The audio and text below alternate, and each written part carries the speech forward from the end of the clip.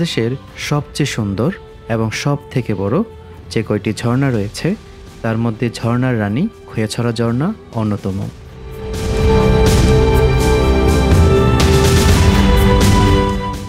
পার্বত্য চট্টগ্রাম হিল রেঞ্জের মিরসরাই উপজেলার খোয়াছড়া ইউনিয়নের এই খোয়াছড়া ঝর্ণাটি কখনো সারা দেশ জুড়ে সমাদৃত হয়েছে তার সুউচ্চ 13টি ধাপ তথা ক্যাসকেডের জন্য, আবার কখনো নাম কামিয়েছে প্রতি বছর জুড়ে বেশ কয়েকজন পর্যটকের মৃত্যুকূপের জন্য।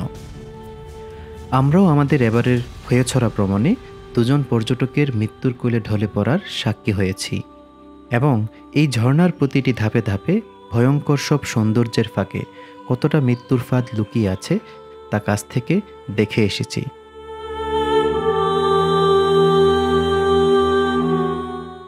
একই দিনে পাহাড় ও ঝর্ণার সৌন্দর্যের স্বাদ নিয়ে পুরো বিকেল জুড়ে নতুন করে সাজানো গোছানো বাঁশবাড়িয়া সমুদ্র সৈকতে স্মরণীয় কিছু মুহূর্ত উপভোগ করেছি।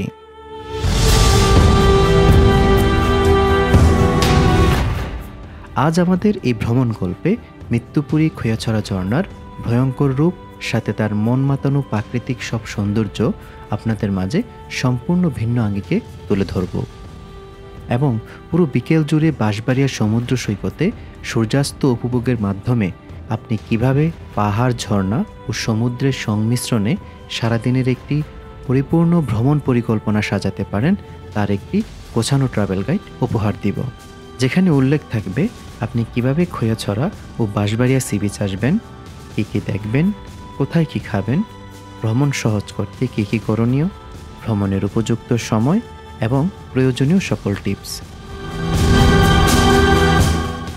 সে সাথে ভিডিওর শেষ অংশে পুরো ভ্রমণ সম্পূর্ণ করতে আমাদের মোট কত খরচ হয়েছিল তার একটি A to Z হিসাব অন ডিসপ্লে পেয়ে যাবেন।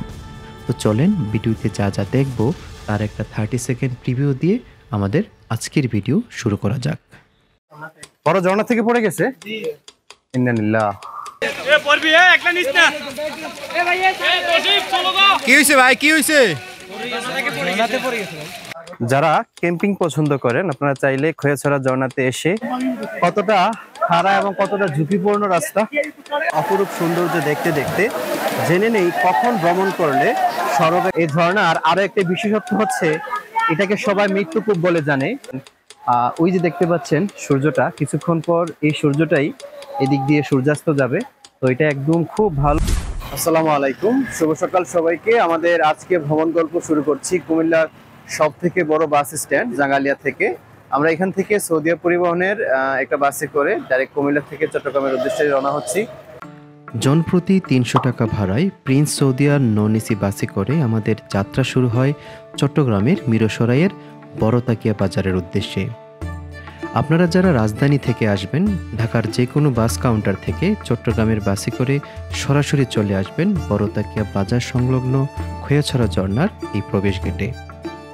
মাত্রই আমাদের বাস বড়তাকিয়া বাজার থেকে একটু সামনে এই খোয়াছড়া ঝর্ণার যে প্রবেশ গেট সেখানে নামাই দেয়।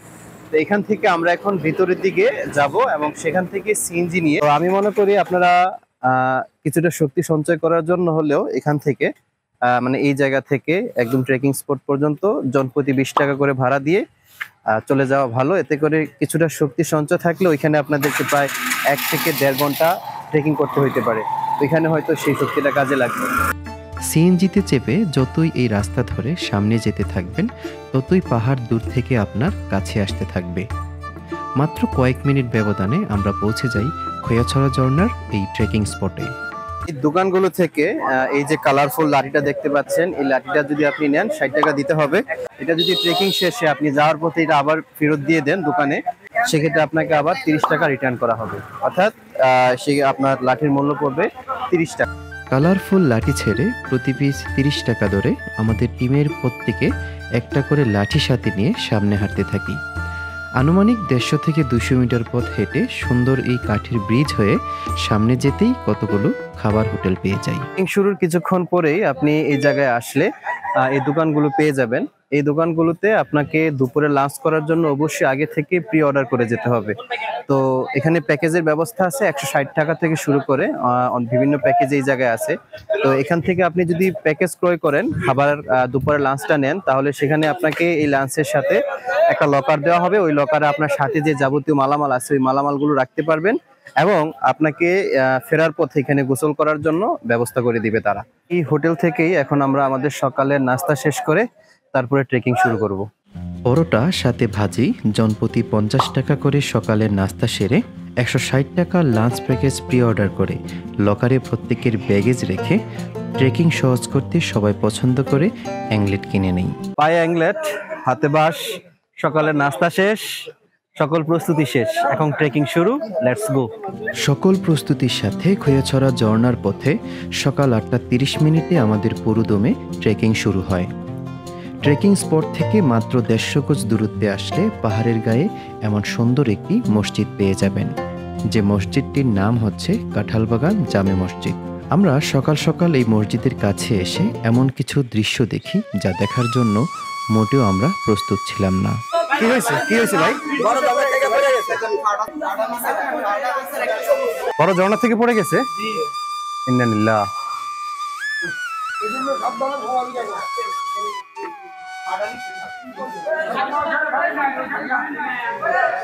ভিউয়ার্স, আপনারা দেখলেন একজন দর্শনার্থী আজকে বড় ঝর্ণা থেকে নাকি পড়ে গেল।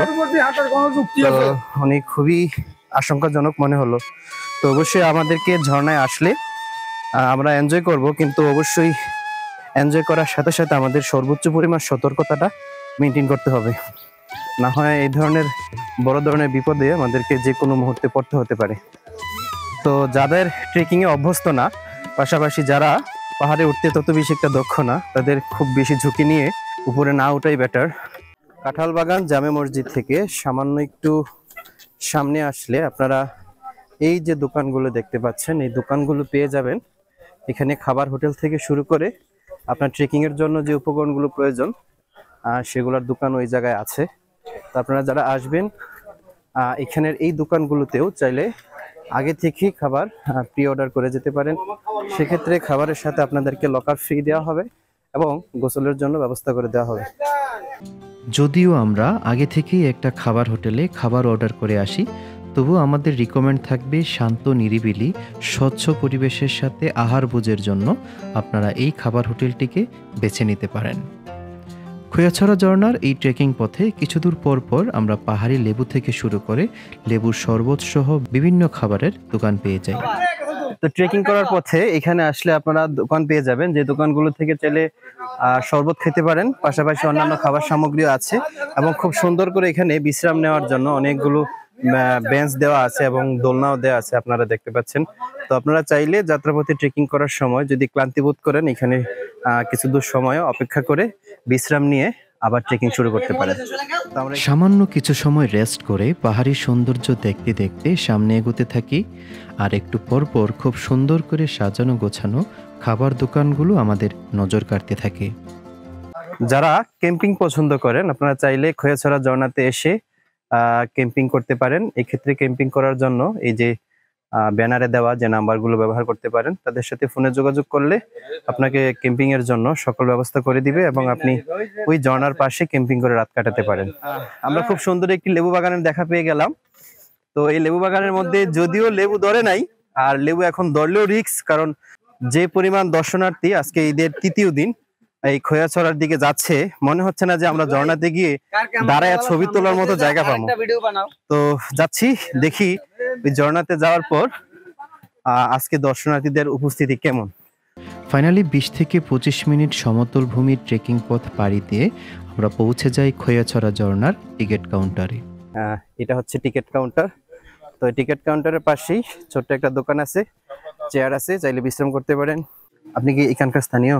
স্থানীয় না, কাউন্টারের দায়িত্বে আছে। কাউন্টারের দায়িত্বে আছেন। এখানে একটু ওই যে পিছনে দেখে আসলাম যে ক্যাম্পিং এর ব্যবস্থা আছে, আসলে আছে নাকি? আছে, ওই ক্যাম্পিং এর অনেক ইয়াতে আছে, দায়িত্বে আছে। বলেন ওনার সাথে কথা বলেন। ভাইয়ের নাম? শাহাদাত ভাই ক্যাম্পিং এর ব্যবস্থা করে দিতে পারেন। তো আপনারা যারা ক্যাম্পিং করতে পছন্দ করেন, যদি ঝর্ণাতে আসেন, ঝর্ণার পাশে ক্যাম্পিং করতে চান চাইলে এই ভাইয়ের সাথে যোগাযোগ করতে পারেন। ভাইয়ের নাম্বার কি ওই ব্যানারে দেওয়া আছে? জি। হ্যাঁ, তো ওই ব্যানারে ভাইয়ের নাম্বার দেওয়া আছে, ওখান থেকে নাম্বারটা সংগ্রহ করে আপনারা যোগাযোগ করে আগে থেকে ক্যাম্পিং এর জন্য আসতে পারেন। এখান থেকে জনপ্রতি 20 টাকা টিকিট কেটে আমরা সামনে এগিয়ে চলি। এখানে নানাভাই হোটেল আছে, নানাভাই হোটেলে এসে খাবার খাইতে পারেন, কিন্তু নানাভাইয়ের হোটেল হলেও আপনাকে টাকা খরচ করে এখান থেকে খাবার খাইতে হবে। এই যে নানাভাই খাবারের প্যাকেজ আছে নাকি? আছে। কত করে প্যাকেজ? প্যাকেজ 160 টাকা ব্রয়লার। 160 টাকা ব্রয়লার, আর সাথে কি আছে? সাথে আলু ভর্তা, ডাল, ভাত আনলিমিটেড। বাত কি আনলিমিটেড? আনলিমিটেড। ডাইলো আনলিমিটেড? হ্যাঁ। আচ্ছা ঠিক আছে, ধন্যবাদ। এতক্ষণ সমতল ভূমির রাস্তা ধরে আমরা হাঁটছিলাম, এখন আমরা পাহাড় বেয়ে উপরে উঠছি। কখনো জিরিপথ, আবার কখনো পাহাড়ের গায়ে সরু পিচ্ছিল পথ ধরে ছুটে চলছি ঝর্ণার দিকে। ফাইনালি খোয়াছড়া ঝর্ণার যে মেইন জিরিপথ, যেখান দিয়ে মূলত একদম লাগাতার মুষলধারে পানি প্রবাহিত হচ্ছে, ওই জায়গাটাতে এসে আমরা পৌঁছালাম। খুবই এনজয় করতেছি, মানে এতক্ষণ যে একটা ক্লান্তি বোধ করলাম এই পাহাড়ি পিচ্ছিল রাস্তা ট্রেকিং করতে করতে, শরীর যতটা ক্লান্ত হয়েছিল তার চাইতে এখন খুব বেশি চাঙ্গা মনে হচ্ছে এই জিরিপথটাতে এসে। তো ঝর্ণাতে গেলে অবশ্যই আরো বেশি প্রফুল্ল লাগবে। যাই আমরা সামনের দিকে এগিয়ে যাই। খুবই চমৎকার দৃশ্য, দেখেন, দেখার মতো দৃশ্য। শান্তি শান্তি শান্তি, চোখের শান্তি ভাই, চোখের শান্তি। আমরা অলমোস্ট ঝর্ণার কাছাকাছি চলে আসছি। দেখা যাচ্ছে কোন রাস্তা দিয়ে উঠলে সুবিধা, দিক দিয়ে না? তো আপনারা চাইলে এই রাস্তা ধরেও রশির সাপোর্ট নিয়ে উপরে উঠতে পারেন। আবার যদি একটু সহজভাবে উঠতে চান তাহলে এই যে ওয়াকিং ওয়েটা আছে, এই পথ ধরে উপরের দিকে চলে যাবেন।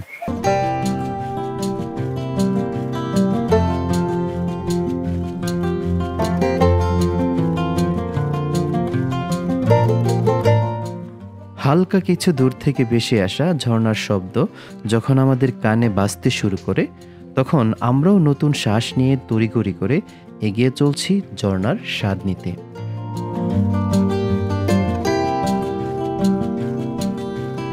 ফাইনালি রূপের ঝর্ণা, মায়ার ঝর্ণা, খোয়াছড়া ঝর্ণার প্রথম যে ক্যাসকেড, প্রথম ধাপ, সেই প্রথম ধাপে এসে পৌঁছালাম। আমরা এই রাস্তা ধরে সবাই ট্রেকিং করতে করতে চলে আসছি, এবং আমি যদি দেখাই, এই হচ্ছে খোয়াছড়া ঝর্ণার প্রথম ধাপ। এখান থেকে উপরের দিকে আরো 12টা ধাপ আছে। যারা উপরের দিকে উঠে বাকি ধাপগুলো দেখতে চায় তারা এই যে ট্রেকিং ওয়ে দেখতে পাচ্ছেন, এই ট্রেকিং ওয়ে ধরে উপরের দিকে গিয়ে বাকি ধাপগুলো দেখতে হয়। তো সবাই খুব সতর্কতার সাথে, অনেকটা ঝুঁকি নিয়ে এখানে রশি বেঁধে দেওয়া আছে, রশিতে সাপোর্ট নিয়ে উপরের দিকে যাচ্ছে। আমরাও আগে প্রথম ধাপ দেখা শেষ করে ইনশাল্লাহ বাকি ধাপগুলো আপনাদেরকে দেখানোর চেষ্টা করব। তো চলেন, খোয়াছড়া ঝর্ণার প্রথম যে ধাপ, ওই ধাপের সৌন্দর্যটা আপনাদেরকে একদম কাছ থেকে দেখাই। চোখের শান্তি ভাই, চোখের শান্তি। কোটি টাকা খরচ করেও মনে এই শান্তি আনা যাবে না ভাই, যতটা শান্তি এই ভ্রমণে মানুষ পায়। এই ভ্রমণে আমাকে আমার জীবনের চরম মুহূর্তগুলো উপভোগ করতে শেখায়। দেখেন কতটা চমৎকার প্রকৃতির দৃশ্য, কত উপর থেকে ঝর্ণার পানি বেয়ে বেয়ে নিচের দিকে পড়ছে, আর মানুষ সেই পানিতে ঝর্ণার শীতল পানির স্পর্শে গা ভাসিয়ে গোসল করে আনন্দঘন মুহূর্তগুলো উপভোগ করছে। এই ঝর্ণার আরো একটা বিশেষত্ব হচ্ছে, এটাকে সবাই মৃত্যুকূপ বলে জানে। উপরের দিকে যে ধাপগুলো আছে, ওই ধাপগুলা থেকে পড়ে গিয়ে অনেক সময় অনেক দর্শনার্থী মৃত্যুবরণ করে। ইভেন আজকেও আমরা আসার পথে দেখে আসছি, একজন দর্শনার্থী ওই উপর থেকে পড়ে একদম মৃতের মতো অবস্থা, মুমূর্ষু অবস্থায়। তার সাথে যে, আপনারা যারা এই খোয়াছড়া ঝর্ণা দেখতে আসবেন অবশ্যই সর্বোচ্চ পরিমাণে এনজয় করবেন, কিন্তু সতর্কতাটা আগে থেকে মেইনটেইন করার চেষ্টা করবেন, যাতে করে আপনাদের কোনো অনাকাঙ্ক্ষিত বিপদের সম্মুখীন না হতে হয়। চট্টগ্রামের পার্বত্য হিল রেঞ্জে যতগুলো ঝর্ণা আছে, সেই সবগুলো ঝর্ণার মধ্যে এই খোয়াছড়া ঝর্ণা খুব বেশি জনপ্রিয় এবং বিখ্যাত। তার কারণ হচ্ছে এই ঝর্ণার এই একটা ধাপের পরে উপরের দিকে আরো 12টি ধাপ আছে, একদম 12টা ধাপ। কোনো দর্শনার্থী চাইলে এই যে তার পাশে থাকা ট্রেকিং ওয়ে ধরে উপর পর্যন্ত যাইতে পারে। প্রথম স্টেপের সমস্ত সৌন্দর্য উপভোগ করে ঝর্ণার পাশে থাকা খাড়া রাস্তা ধরে উপরে চড়তে শুরু করি ঝর্ণার বাকি স্টেপগুলোকে কাছ থেকে দেখার জন্য। কতটা খাড়া এবং কতটা ঝুঁকিপূর্ণ রাস্তা। তো এটা বেয়ে কিন্তু সামান্য একটু উপরে উঠলাম, মোটামুটি মনে হচ্ছে শরীরের অর্ধেক শক্তি লস করে ফেলছি। তাও আবার যদি আমি দেখাই, সামনের দিকে দেখেন, এই যে এদিক দিয়ে অনেকটা উপরে উঠতে হবে। তো অনেকেই দেখলাম উপর থেকে নেমে যাচ্ছে, তারা একটু দূর গিয়েই পাহাড়ের কাছে নিজেকে আত্মসমর্পণ করছে। তারা অনেক বেশি ঝুঁকি মনে করতেছে, এই কারণে নেমে যাচ্ছে। আরে বাপ রে বাপ, খুবই ঝুঁকিপূর্ণ রাস্তা ভাই। এখানে এক কদম ভুল ফেললেই নির্ঘাত বড় ধরনের শাস্তি, মৃত্যু হয়ে যেতে পারে। তো এখানে দেখেন একটা ডেঞ্জার জোন দেওয়া আছে। অবশ্যই এখানে গিয়ে অনেকে হয়তো আগে খুব বেশি আত্মহারা হয়ে এখানে এই পাথর থেকে একদম নিচে পড়ে গিয়েছে, যার জন্য এটাকে সিলগালা করে দেওয়া হয়েছে। তো যেখানে এরকম ডেঞ্জার জোন দেওয়া আছে ওই দিক দিয়ে ভুলেও যাওয়া যাবে না। দর্শনার্থী কিন্তু আজকে প্রচুর পরিমাণে এই খৈয়াছড়া ঝর্ণা দেখার জন্য আসছে। তো এই পাহাড়ি রিক্সি পথ ধরে উপরের দিকে যাচ্ছি।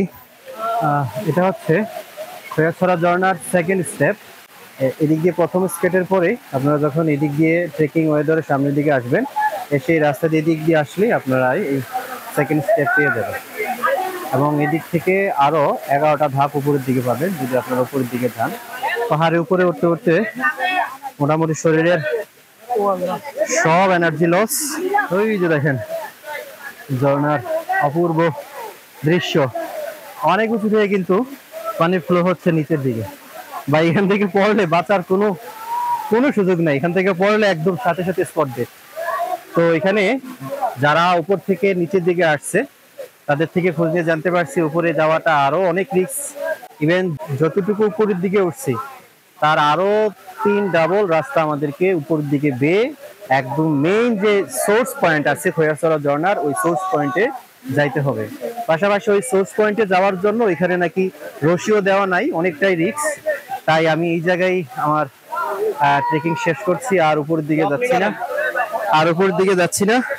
এখন চলেন ড্রোন ফ্লাই করে খৈয়াছড়া ঝর্ণার বাকি স্টেপগুলোর সমস্ত সৌন্দর্য একদম কাছ থেকে দেখে নিই।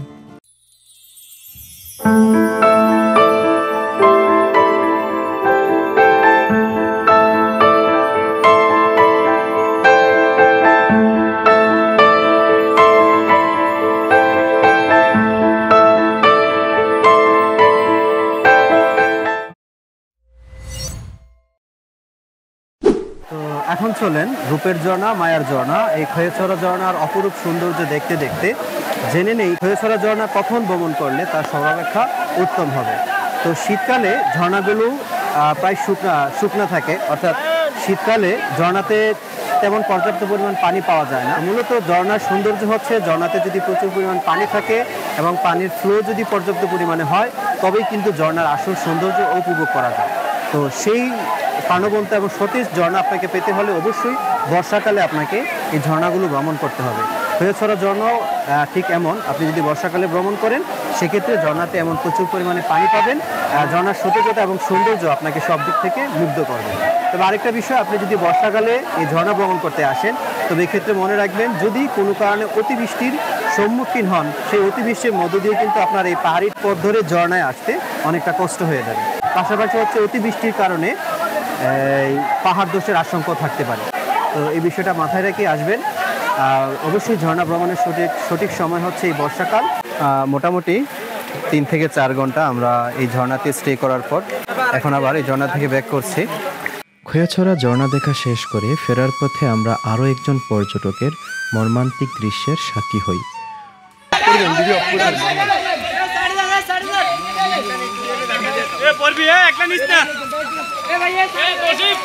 কি হয়েছে ভাই, কি হয়েছে? সকালে একজন পড়লো, এখন আবার।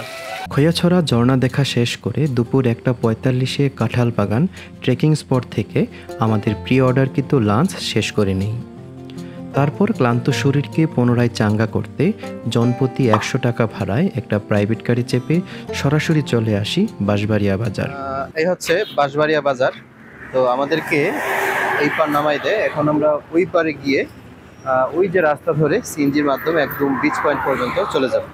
এখান থেকে জনপ্রতি 20 টাকা ভাড়ায় সিএনজিতে করে সরাসরি পৌঁছে যাই বাঁশবাড়িয়া সি বিচ। আমাদের আজকের ভ্রমণের পুরো বিকেলের সময়টা আমরা এই বাঁশবাড়িয়া সি বিচে উপভোগ করব বলে আগে থেকেই ফিক্সড করে রেখেছিলাম। তাই বাঁশবাড়িয়া সি বিচ থেকে সূর্যাস্ত দেখে এবং বাঁশবাড়িয়া সি বিচের নতুন সব সৌন্দর্য উপভোগ করে আমাদের আজকের দিনের ভ্রমণ গল্প এখান থেকে ইতি টানব। তো এখানে খাবার দোকানগুলোর সামনে অনেকগুলো চেয়ার দেওয়া আছে এবং চাইলে কেউ এই যে ঘাস দেখতে পাচ্ছেন, সবুজ ঘাসের মধ্যে কিছু সময় অতিবাহিত করতে পারেন। যদি রৌদ্র সরে যায়, রৌদ্র সরে গেলে ওইদিকে সামনে বিচ, এই বিচে গিয়ে ডুবাডুবি করতে পারেন। আমরা দেখতে পাচ্ছি এখানে অনেক পর্যটক বিচে নেমে গোসল করছে, সময় উপভোগ করছে এবং পাশাপাশি এই যে আমার হাতের সামনে যে রাস্তাটা দেখতে পাচ্ছেন, এই রাস্তা দিয়ে একদম ওই মাথা পর্যন্ত গেলে ওইখানে একটা অসাধারণ ভিউ পাওয়া যায়। তো এটি হচ্ছে বাঁশবাড়িয়া সি বিচের একটা প্রধান আকর্ষণ। তো ওই জায়গাটাতে আমরা যাব। এই বাঁশবাড়িয়া সি বিচের খুব স্পেশাল একটা অ্যাডভান্টেজ কি জানেন? ওই যে দেখতে পাচ্ছেন সূর্যটা, কিছুক্ষণ পর এই সূর্যটাই এদিক দিয়ে সূর্যাস্ত যাবে। তো এটা একদম খুব ভালোভাবে একদম কুয়াকাটার মতো করে এখান থেকে সেটা উপলব্ধি করা যায়। বলেছিলাম ভিডিও শেষাংশে আমাদের আজকের ভ্রমণের পুরো খরচ হিসাবটা অন ডিসপ্লে আপনাদের দিয়ে দিব। একদিনের এই ট্যুরটি সম্পন্ন করতে পার্সোনাল খরচ ব্যতীত আমাদের জনপ্রতি খরচ হয়েছিল 1050 টাকা, যেমনটা আপনারা স্ক্রিনে দেখতে পাচ্ছেন। সন্ধ্যার পূর্ব মুহূর্তে এই বাঁশবাড়িয়া সি বিচ থেকে আমাদের আজকের এই ভিডিওর ভ্রমণ গল্প এখানে শেষ করছি। সবাই ভালো থাকবেন, সুস্থ থাকবেন এবং আমাদের আজকের এই ভিডিওটি কেমন লেগেছে তা অবশ্যই কমেন্ট করে জানাবেন। আর যদি অবশ্যই ভিডিওটি ভালো লেগে থাকে তাহলে চ্যানেলটি সাবস্ক্রাইব করতে ভুলবেন না প্লিজ। দেখা হচ্ছে পরবর্তী কোনো ভিডিওতে। সবাই ভালো থাকেন। আল্লাহ হাফেজ, টাটা।